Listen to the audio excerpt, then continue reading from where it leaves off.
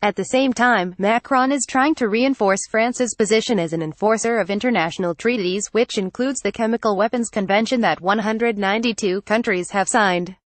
Is in a more precarious position, with a tense standoff developing with Russia over the poisoning of a former Russian spy, Sergei Skripal, and his daughter, Yulia Skripal, with a weapons-grade nerve agent. He has been under pressure to respond forcefully to Moscow for the attack, which exposed hundreds of citizens in southwest England to the deadly substance.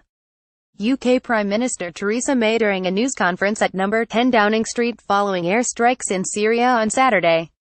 Photo, Bloomberg. On Saturday, the British leader described the airstrikes in Syria as right and legal, drawing an explicit distinction between those and the poisoning of the Skripals, the first use of chemical weapons in Europe since World War II. May also benefited from the timing of the airstrikes, 2 days before MPs were to return from vacation.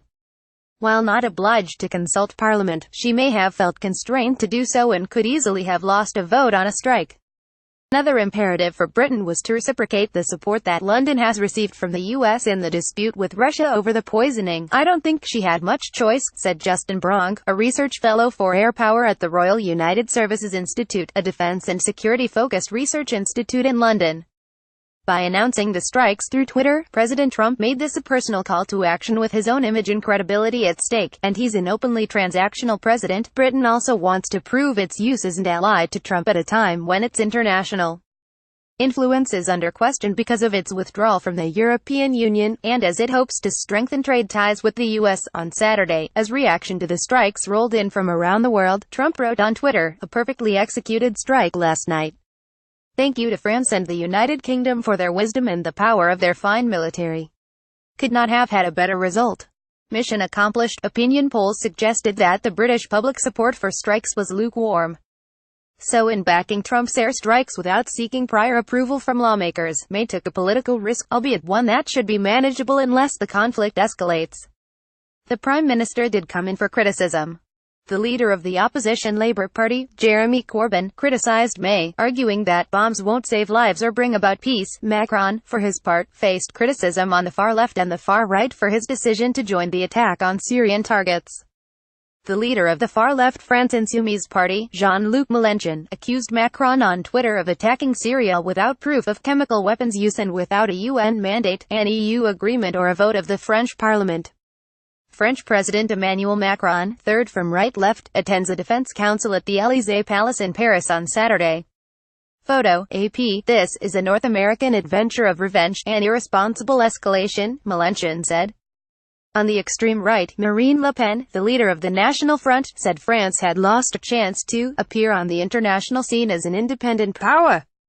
The party's deputy leader, Nicolas Bay, called Macron a vassal of the U.S. For both May and Macron, the strikes made good on their respective predecessors' pledges to retaliate over Syria's use of chemical weapons.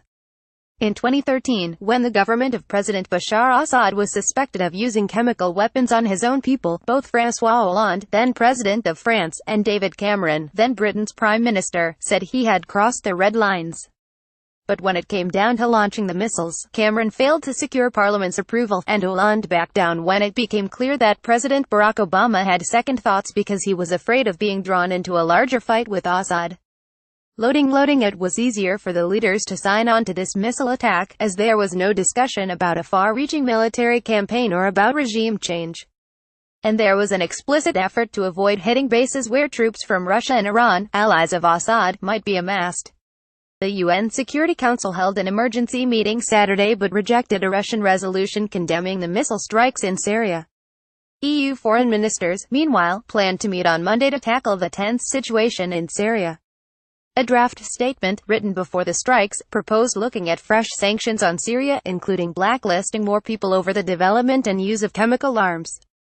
NATO Secretary-General Jens Stoltenberg later expressed support for the strikes by its 3 member states, saying that they will reduce the regime's ability to further attack the people of Syria with chemical weapons. Stoltenberg said in a statement that Syria's use of chemical weapons was a clear breach of international norms and agreements. He added, NATO considers the use of chemical weapons as a threat to international peace and security, and believes that it is essential to protect the Chemical Weapons Convention, which Syria signed in 2013, leading to a ban in the country on the manufacture or use of such weapons.